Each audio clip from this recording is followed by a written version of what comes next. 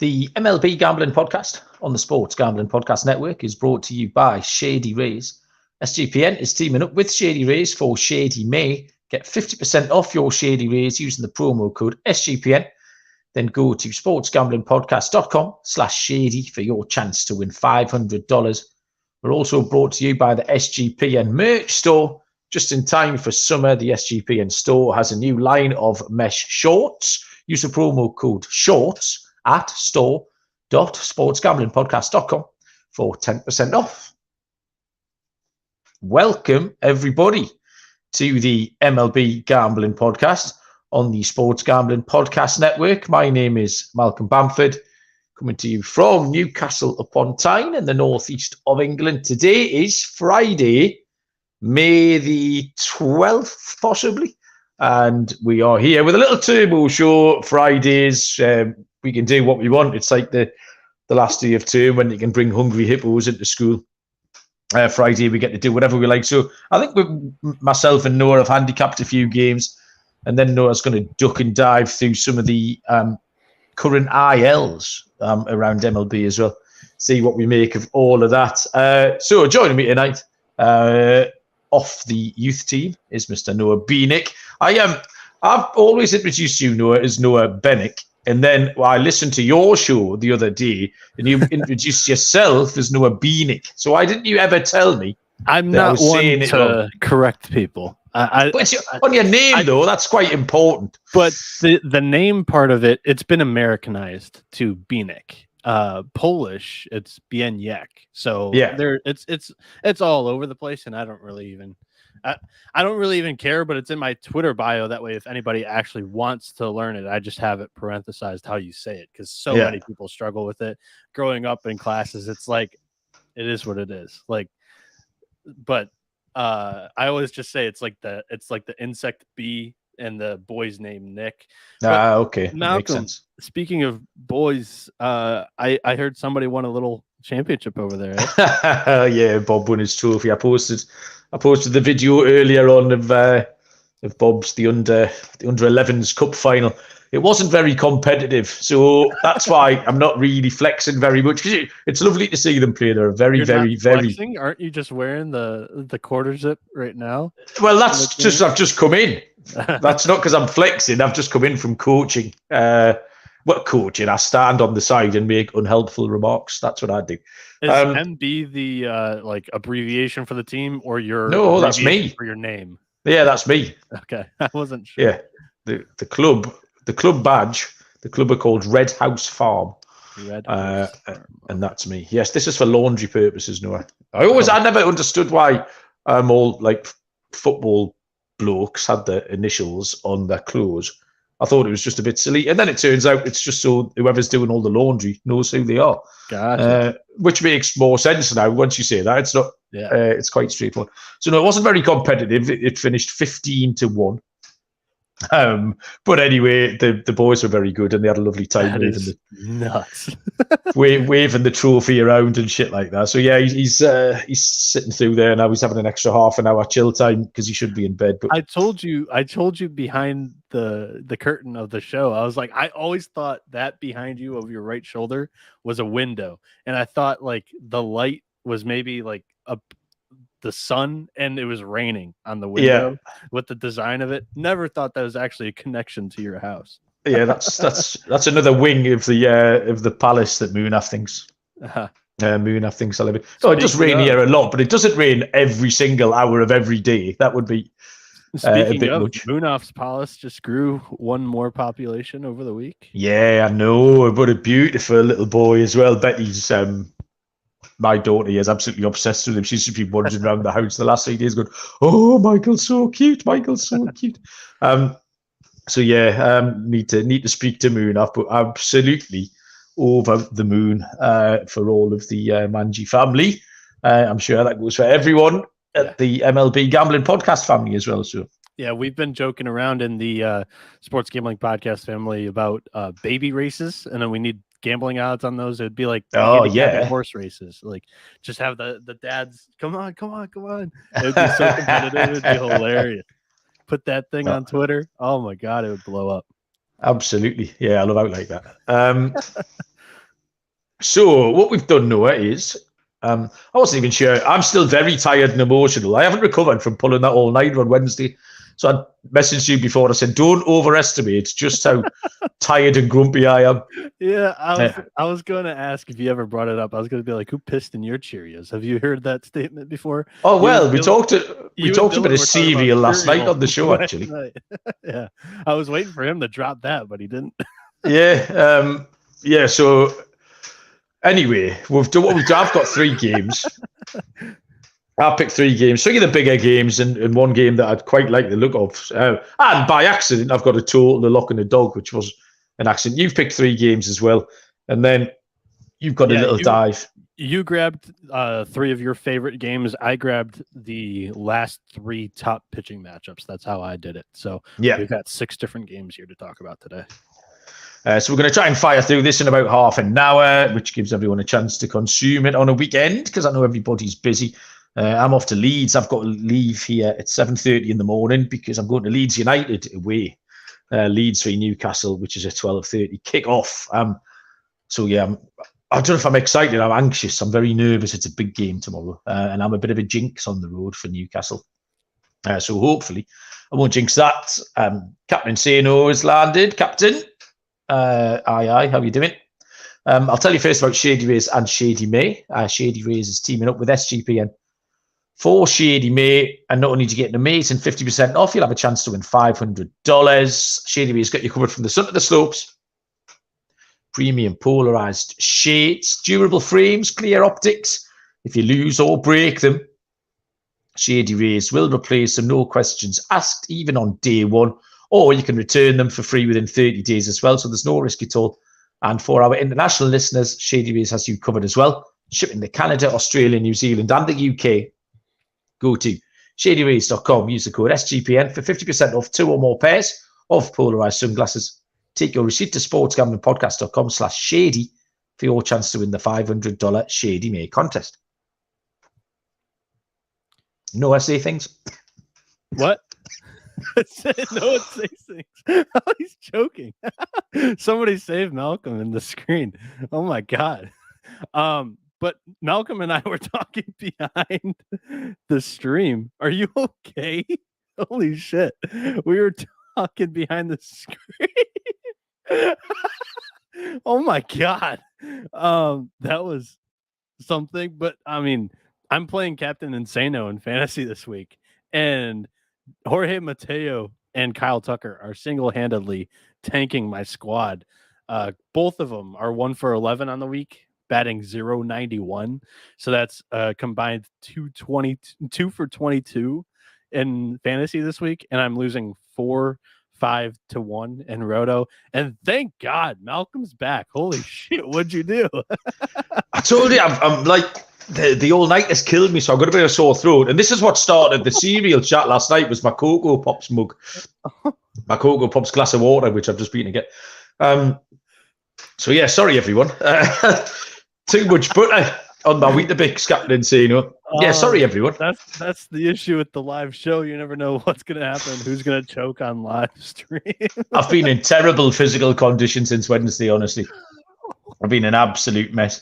I'm sorry for laughing, but holy shit. No, you're fine. It was just a bit of a tickly throat, but I normally have me cuppa on the go, but I've been and got it now, so we can crack on. Right, where should we start? I'm going to have a look at okay, 105 tomorrow. Big game, big series. Tampa Bay Rays at Captain Insano's New York Yankees. Two left-handed pitchers going here. Shane McClanahan and Nestor Cortez. The Rays are minus 130 favourites. The Yankees and Cortez plus 110. So McClanahan is 7-0 on the year. Pretty impressive, 176 ERA. And the numbers don't lie on McClanahan. It's hard to find any chinks in his armour, really. He flew quite close to the sun last time out against Baltimore. Gave up, I think it was 8 base runners, but got out of it because he's pitching so confidently. You always get the impression when he does get in trouble, he's got to pitch his way out of it. And he was getting double plays. He was getting the ground balls he needed to. So, yeah, he's still walking a few too many. He's walked 20 across his 7 starts. But, I mean, he's just been absolutely stellar. 3.26 ERA generally against the Yankees. But more recently, he's just been absolutely great. He's got 5 straight starts against New York with only 1 run given up in each. On the flip side, Nestor Cortez is struggling. He's given up too many hits and walks. He's had multi home run games on the season as well. 2 and 3 with a 3.74 ERA against the Rays for his career. The big decider for me, obviously I was kind of seduced by McClanahan anyway and was leaning that way. And then I looked at some of the hitting splits against left-handed pitching. Tampa Bay are hitting 304 against lefties. I think they're the top offense against lefties. Yeah, the New York Yankees are hitting 225 against lefties. And I wrote under that, game over. That was what I needed. That was the nail in the coffin. I was dancing around Tampa Bay, and then I saw that stat, and like I say, that was it. So, yeah. But I'm going to take them on the run line here. I think plus 130 for Tampa on the run line. They duffed them up last night. Was it 10-2, I think, something like that? Yeah.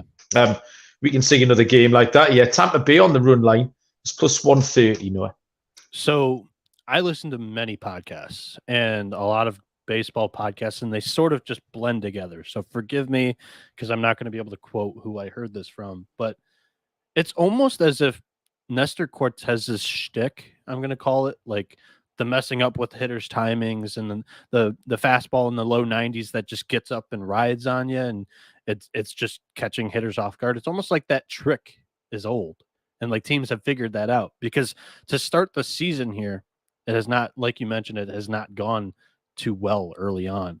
And with McClanahan on the mound, with the Rays having the best offense in baseball, the best offense against left-handed pitching, and I actually think they're the best offense against right-handed pitching too. I'm going to take the Rays. There's no reason to not take the Rays here. So the over for the team total for the Rays would probably be a way that I look at this game as well. Next was a game you picked out, Noah, which was Cincinnati at Miami.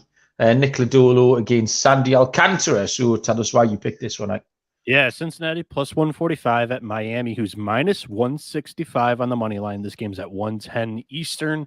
Total of 7. Miami minus 1.5 is plus 125. Cincy plus 1.5 minus 145. In a day full of great starting pitching matchups, I ranked this one third. Nick Lodolo has only really had 2 really bad starts. In late April, they came against the Rays and the Rangers, 2 really good offenses. He had a 14.65 ERA in those 2 starts. The other 5 starts, he has a 3.5. The other 5 starts this season, he has a 3.52 ERA, and on the season, he has 47 strikeouts in 34.1 innings pitched. The reigning NL Cy Young winner hasn't had the best start to the season either, but he does draw a really favorable matchup in playing the Reds in Miami, a pitcher's ballpark, not at the Great American Shoebox. Over the last month, the Reds have a 76 WRC plus against right-handed pitching, which is bottom 5 in the league. And surprising to me, when you filter the numbers over the past 30 days, the Marlins have the 9th best OPS against left-handed pitching. I think this is a really good spot for Miami minus 1.5, because this is one of those scenarios when you say there is a reason why the Marlins are minus 160 here on the money line. So give me them minus 1.5. I think Miami can pull through. Yeah. we like Nick Lodolo, don't we? We followed him. We talked him up as much as humanly possible. That 6.29 ERA is ugly. And hopefully, I mean, there should be better days ahead for Lodolo. Miami the Reds are only 3 games behind Miami. And Alcantara has been disappointing. I think Alcantara might get a little boost from Yuri Perez as well coming up as it happens. Just kind of psychologically. Really just compatriots and obviously friends. Alcantara did the little video that went out on socials. Yeah, that was cool when he told Perez that he was coming to join the big club. So, it might just help, and I wouldn't put you off that one at all. Lane and Jake have joined the chat. Good evening, gents. How we doing? Next game. This was my pick of the day, my dog of the day here. Chicago Cubs and the Minnesota Twins, 2:10 Eastern first pitches. Hayden Wesneski against Joe Ryan. The Cubbies are plus 130. The Twins are minus 160. And Hayden Wesneski, he's been absolutely top class. He's 2-1 on the year with a 3.93 ERA. He's got a 2.22 ERA in his last 5 starts. He's not walking anybody, which is always a good sign. In 3 of those last 4 games, it's been 1 solo home run that's kind of been the only damage inflicted on him. So, yeah, I've got a lot of faith in Wesneski. Joe Ryan's been going along great as well, which is kind of what makes the price here on the Cubs. 1.97 ERA in his last 5 games started. He hasn't faced the Cubs since 2021, but he was fine then.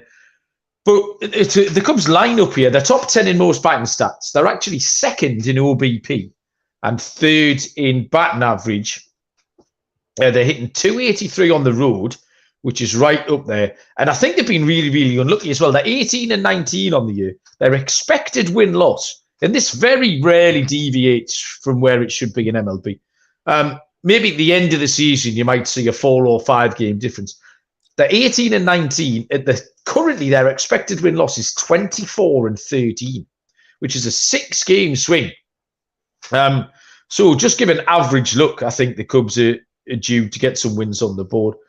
And I find this Minnesota Twins offense really quite fraudulent. They're batting average, Noah. Where are the Minnesota Twins? Let's pop quiz. Well, knowing that they're really 3 true outcome, it's either strikeout, walk, homer. I think they're probably 210 team batting average.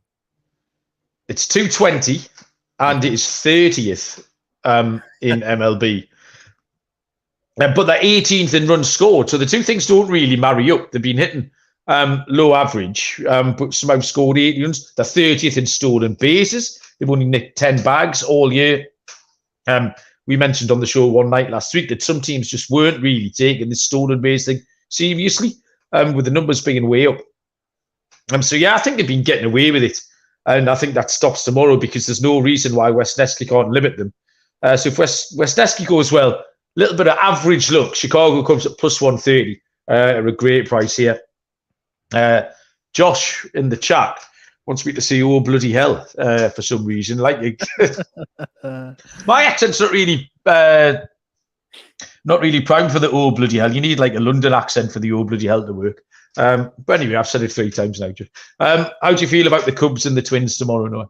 So, like you mentioned, the one worrisome fact about Wesneski is he's prone to the long ball, and that's Minnesota's offense. So, hopefully, he doesn't get tagged for more than 1, but he has limited it to just 1 per start. So, that should be, a winning strategy here because the Cubs bullpen has actually been really good too over the last 2 weeks. I think they're top 5 in bullpen ERA during that time span. So, I'm concerned about Wesneski and the hard hit rate, but I think this is not a bad spot for a dog. Okay. It didn't sound very convincing, but Joe Ryan's been amazing this year. He has. But the Twins can't hit. 1-0 Cubs. Yeah. Okay. Nope. Okay. My second game here is at 6:10 Eastern. It's the LA Angels -115 at Cleveland -105. The total is 8.5. The Angels are +146 on the run line. Cleveland +1.5 -165. I have the starting pitching matchup as the fourth best of the day. Reed Detmers versus Cal Quantrill at home. Quantrill at home is a top 20 pitcher in the MLB, and Quantrill on the road is like a top 60 starter. In 2022, Quantrill was 9-0 with a 3.28 ERA and 19 starts at Progressive Field. He threw 7 scoreless in his last home outing against the Twins. Of starters with at least 30 innings pitched, Reed Detmers has the 7th best stuff plus on his slider, which basically just means it's one of the nastiest sliders in the MLB.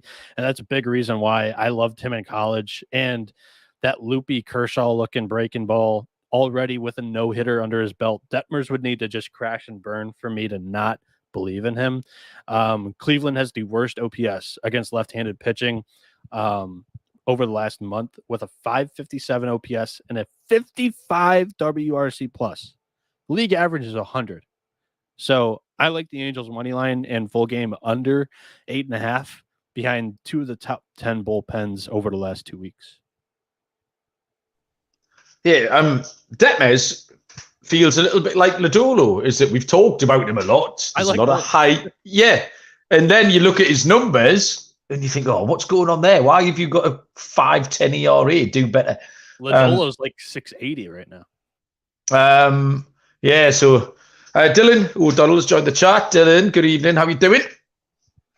So yeah, it's all very tricky with Reed Detmers. Still waiting for him to see it. Quantrill, I really liked Quantrill's last start at home. Did he get quite a long way into a no-hitter, I think? It was 7 innings scored small. I don't know how long of a no-hitter he had, but it was against the Twins, yeah, like you mentioned. But yeah, and his attitude was just something that impressed me during that game. And like he seemed like a nice bloke, is what happened there. Right, okay, we've got 2 more games to have a look at before we move on, and I will tell you about Talkify. Dating. Yes, Noah. Life is full of what ifs. So what if you try something new when it comes to dating? Talkify is a new way to meet other serious singles, help you find what you're looking for. Confidence is the key when it comes to dating, but if you've struggled to find worthwhile connections, it can be difficult to feel your best when meeting new people. Talkify is the country's #1 modern matchmaking service designed to help you achieve relationship success. They're trusted compatibility specialists and select successful and compelling candidates. They make the matches for you, select and screen them, plan your date, handle the communications, etc. Take all the stress off you. And right now, Talkify is offering our listeners 20% off when you become a client at talkify.com/SGPN. That's TAWKIFY.com/SGPN for 20% off when you become a client. Talkify.com/SGPN. Go on. Sorry. I thought there was a SGPN store ad in there. I don't know if there was, but just got a MLB gambling podcast hoodie in over the week. So there was, but that's when I started coughing me ring up earlier on. I was going to do it, and then after I then turned myself inside out, sitting here instead. It's the one that asks you. It tells you you have to tell the people what's your favorite thing to do in those mesh shorts, which is sit and watch the telly, because it's all I ever do. Go to a baseball game on the telly. So right, the last game I picked was. And you couldn't get away from this. I don't think we could have not touched on this. The Padres and the Dodgers. Last night we handicapped Blake Snell and Dustin May, which I feel like I do every 2 days. And this time round, it is Joe Musgrove for the Padres and it is Julio Urias for the Dodgers. Musgrove 1-0. I'll give you the lines first, actually. The Padres +130. The Dodgers are -150. Musgrove 1-0, 6.75 ERA. He's trying to settle in. This is just his 4th start of the season. He had a late start due to injury, and he's had 1 good, 1 average, and 1 terrible. So which one we're going to get tomorrow, we don't know. His best one was his last one. just on May the 7th, so last week.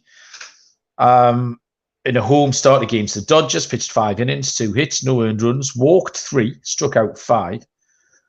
4 career starts against the Dodgers has gone okay. 3.18 ERA with 26 Ks. He'll just be able to get a bit more length out of Musgrove as well as he builds himself up. Arias has had 2 bad starts from 7. He pitched in the same game as Musgrove last week, 5 2/3, 8 hits, 2 earned runs, 1 walk, 3 strikeouts. But he's really only had 1 good start on the season, which was the start against Philadelphia. Apart from that, he's been very, very middling. So the Padres are hitting an awful lot better against left-handed pitching, a little bit like Tampa Bay we mentioned. Not as good, but they're hitting 262 against lefties, where they're just hitting 201 against righties. So that's a big old swing. Their slugging is 429, which is a big number. I think they're getting better month on month as well. They seem to be heating up a little bit, the Padres. They're hitting 203 with runners in scoring position, which is horrible. That needs to improve. In fact, it's last in MLB, that 203 RISP average. The Dodgers are hitting better against right-handed pitching, and this month has been loads better than April as well. Everything here points to runs for me. We need to see it from Musgrove, like I say, 1 good, 1 bad, 1 indifferent.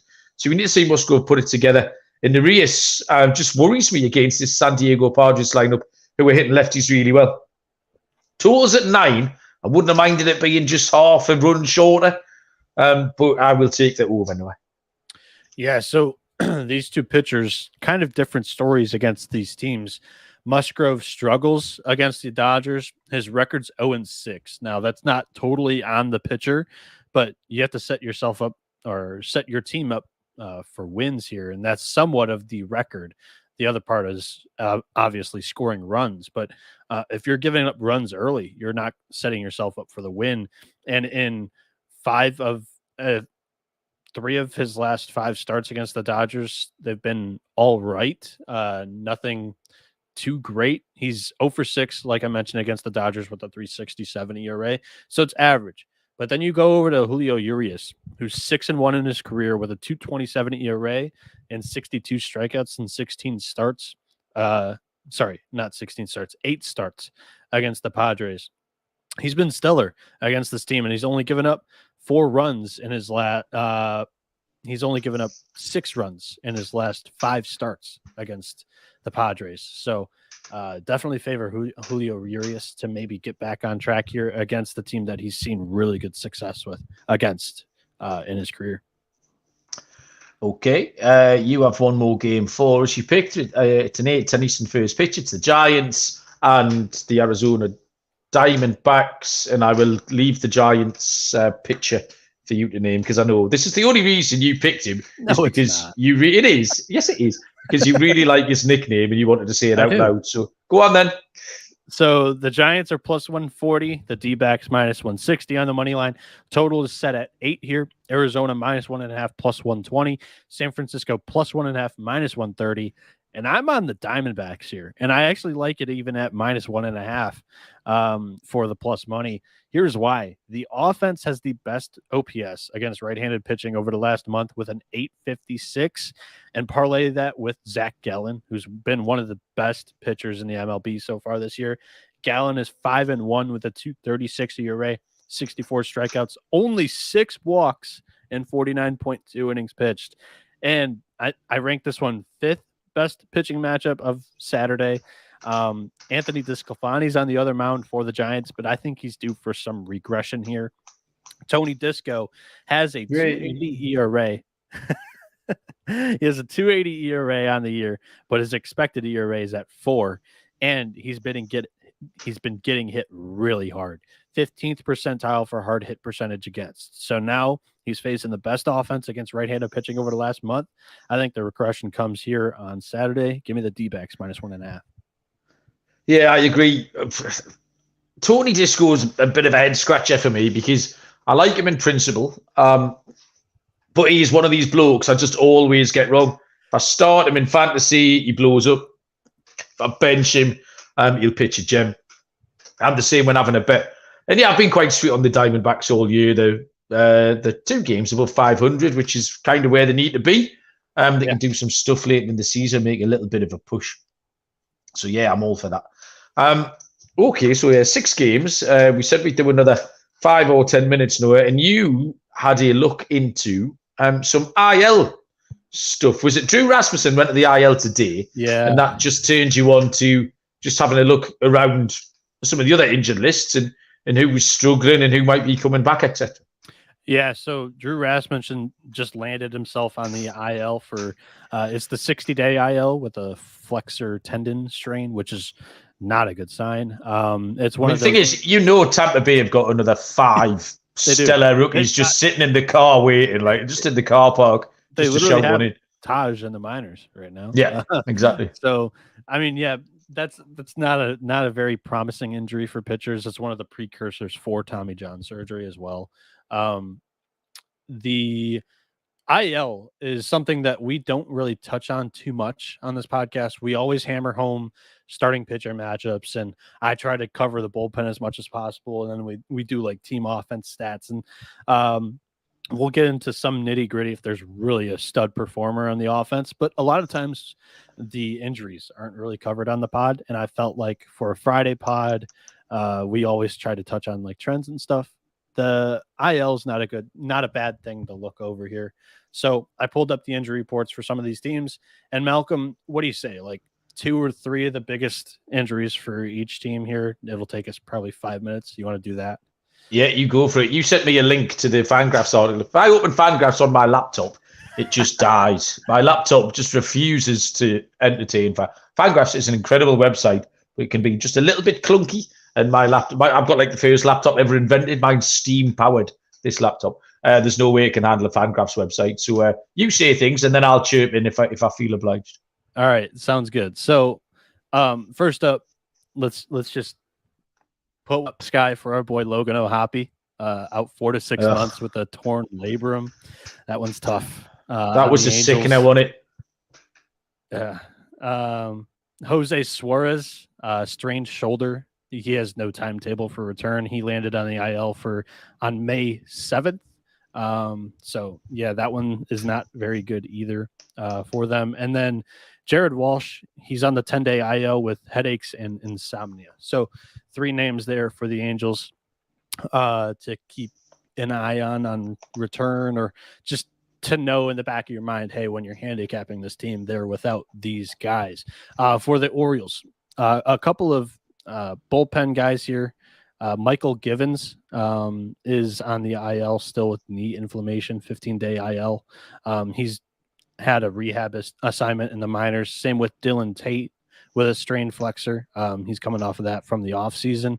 And Ramon Urias just strained his hamstring over the last week here. He's on the 10-day IL. Boston, let's look. Were you going to say something? I was just getting back to Baltimore. I did the show with Dylan last night, and kind of had some concerns about the Baltimore starting pitching. Me too. With it, what was the 5.08 ERA for the Baltimore starting pitching, and somehow they've got a 24-13 record. It doesn't match up. It's tough because I locked up the Orioles under, and the main reason was for that starting pitching. The bullpen's like the complete opposite, polar opposite. They're really, really good in the back end of the bullpen. So I think that was kind of my point, was because that starting pitching, you're not getting enough length out of them, will eventually take its toll on the bullpen. Has to. Yeah. We saw they had the 2 saves against the Rays this week. Felix Bautista got the first one, but threw 29 pitches to get it. So they had to rule out Cano the next night. So it's just, it's not affecting them now, but you go on a few weeks, and if they don't start getting more length and better production out of their starting pitching, this bullpen's going to be crying for help. Yeah, but I will say Dylan Tate and Michael Givens here getting ready to come back up should help. So that's another good thing to run through these injury reports is help might be on the way for that bullpen, which may be getting taxed here a little bit too much early on. For the Red Sox. I'll just chirp up before we move on again. Captain Sano mentioned Joe Adell for the Angels. I feel like we just mentioned Nick Lodolo and who else did we talk about? Oh, Reed Detmers. Joe Adell seems like another name in that category. who always get like fantasy hype pre-season, and then just never ever happen. And then you see a news article every 2 weeks that's saying Joe Adell's hit 5 consecutive home runs or something. Is he coming back? So what do you know much about that? My opinion on it is he's just like in the ultimate bad position for an outfielder right now. He's blocked by the best outfielder in the game and Mike Trout, and then Hunter Renfroe in right field is doing nothing to get taken out of that lineup. Really, the only open spot I see is left field. But in general, I would think that he benefits more if the Angels trade him. I think he's a really good 4A player right now. And if he gets more opportunities in the MLB, maybe that changes. But that's something that the Angels here could use another starting pitcher. And Joe Adell is a great piece on the trade block, I think, for the Angels here. Moving on to the Red Sox. The big one for them, it happened early on in the season, but we can touch on it again because he doesn't have a timetable for return. He's eligible on June 9th to come off the 60-day IL, but Adam Duvall has a fractured wrist. And then here, Cutter Crawford has a strained hamstring. He's on the 15-day IL. That happened on May 3rd, so he's eligible for return on May 19th. And then let's go with Christian Arroyo, utility player, 10-day IL right now, also a strained hamstring. He's eligible May 17th. Moving on to the White Sox, Liam Hendricks. He just had another rehab assignment, but I think he's coming up like this week. We mentioned him last night on the show. No, we were expecting to see him any day, I think. Yeah. So I'm excited about Liam Hendricks. I stashed him on my fantasy team. Really, really excited for that. You do need some help. Eloy Jimenez, this one's kind of big. He's going to miss 4 to 6 weeks with an appendectomy. And then Jake Berger, who started off the season on fire, strained his oblique, so he's currently on the 10-day IL, eligible on May 14th for this upcoming week. The Guardians, really only 2 big ones. It's Tristan McKenzie, which happened in the preseason. He's eligible May 26th to come off the 60-day IL, and Aaron Savali, strained oblique. He's on the 15-day IL. I don't know what's going on there because he was put on the 15-day back on April 8th, and he's been eligible for about 2 weeks. These young guns on the Guardians starting rotation might just be keeping him down there a little bit longer. For the Tigers, Kerry Carpenter, big bat in the middle of the lineup. He still has a sprained shoulder. He's on the IL. I think a lot of these also are just the newest one for us is Spencer Turnbull with neck discomfort. He's on the 15-day IL, but nothing really else that's standing out here for the Tigers. For the Royals, we have Kyle Isbell with a strained hamstring, and that happened on May 4th. He's on the 10-day IL. Ryan Yarbrough landed himself on the IL with facial fracture after taking that comebacker. So he's on the 15-day IL. Nasty, didn't it? It did kind of. And then the big one was Chris Bubich. He was a guy that was drawing a little bit of hype this season. And one reason why I was like, hey, maybe this Royals pitching staff isn't too bad. He's out for the year with Tommy John surgery. The Twins, Kenna Maeda has the strained triceps. He's due to return at any point. Right now, my light just fell over. But yeah, he's due to return at any point here. Caleb Thielbar, he was great out of the bullpen for them. Strained oblique. He's on the 15-day eligible May 18th. And Tyler Mahle, big one. Tommy John surgery just happened like the last week or so. But he's out for the year and for parts of next year. The Yankees, this one's kind of crazy. Strained hamstrings for Josh Donaldson and Giancarlo Stanton. Both of them could come back whenever. Insano may know a little bit more than I do on this one, but their IL stints should be over by now. Oswald Peraza, sprained ankle. Carlos Rodon, strained forearm. No idea when he's going to come back. And he said that if this happened at like the All-Star break, he might not even push it. Wait, no, that was Brandon Woodruff, I think.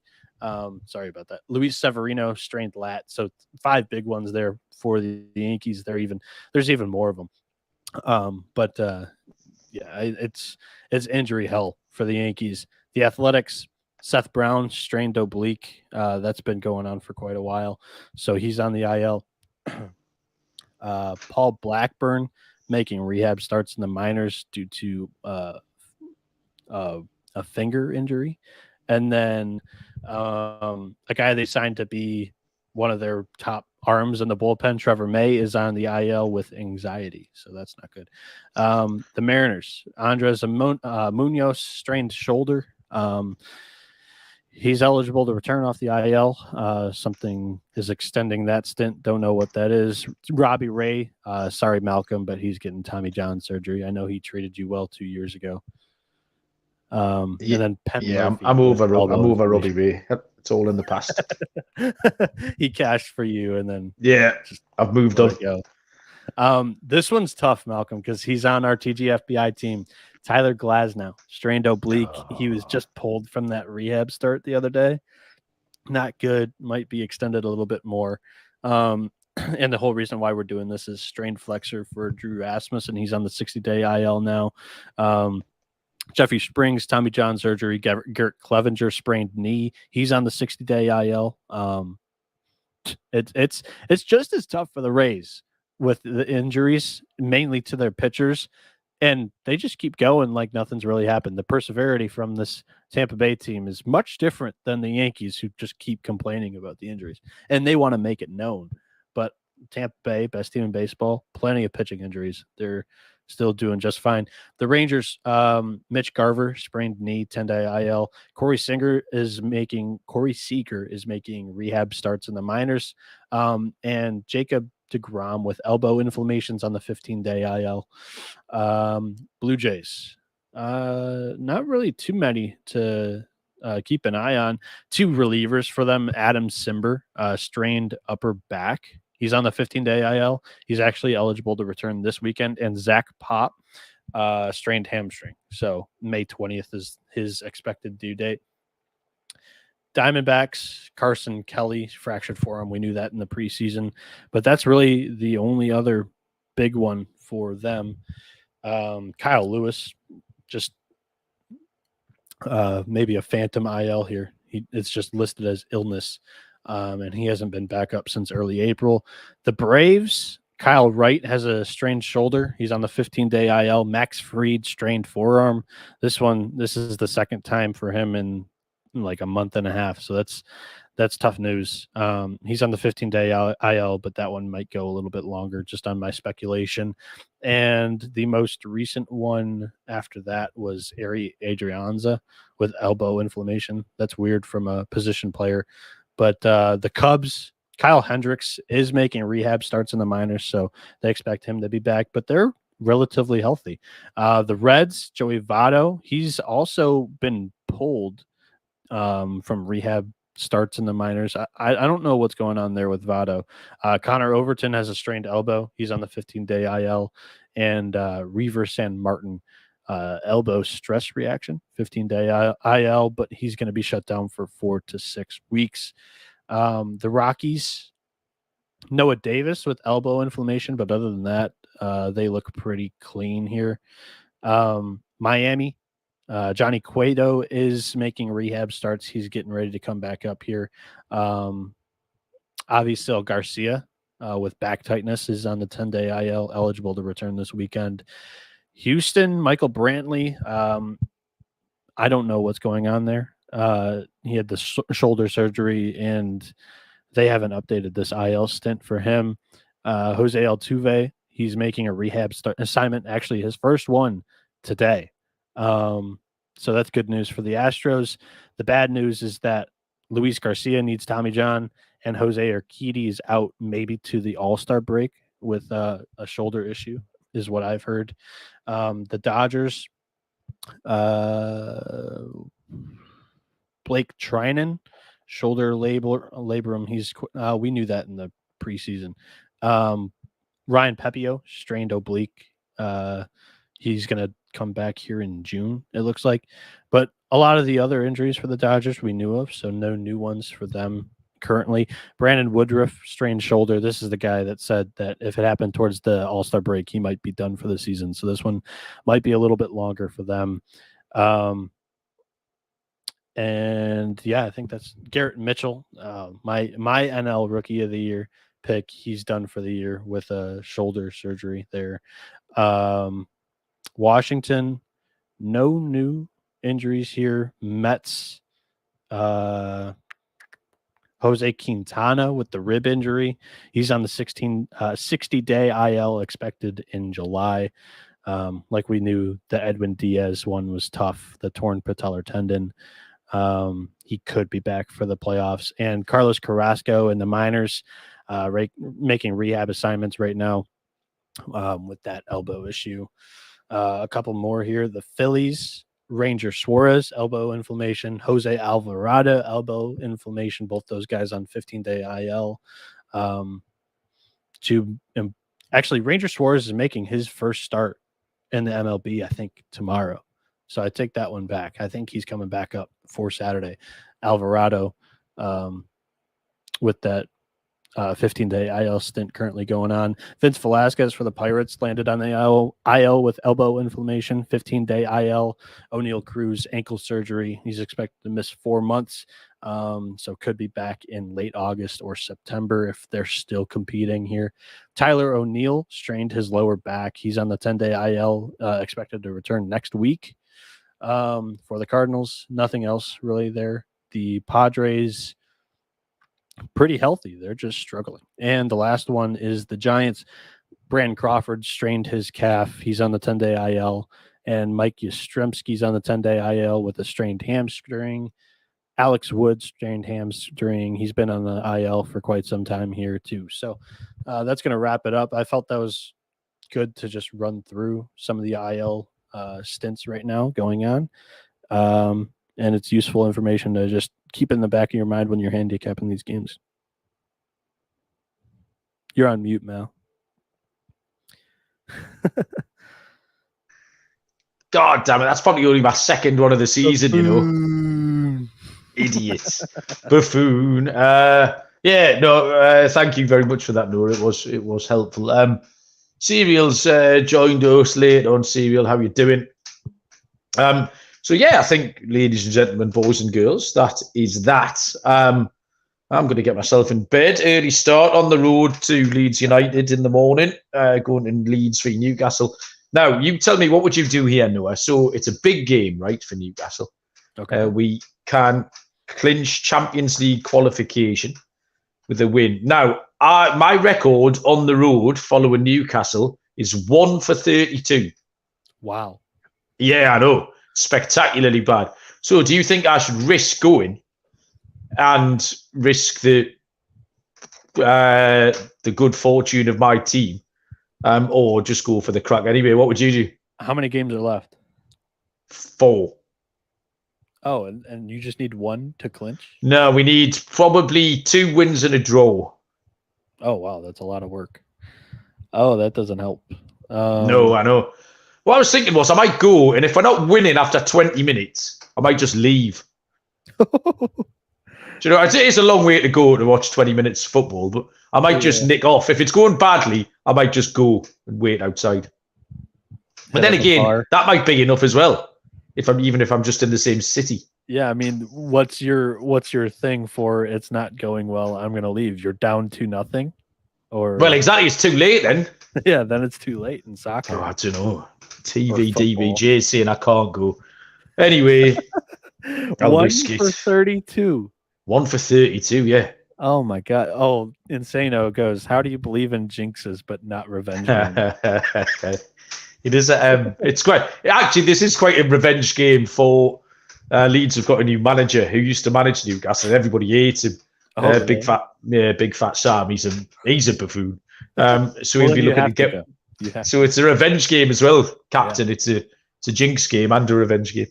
Yeah. So I'm going to get some sleep. And if you watch for me on the telly tomorrow, waving my shirt out my head. If we go 2-0 up, I will be on the golf course tomorrow morning. Oh, nice. Be watching soccer.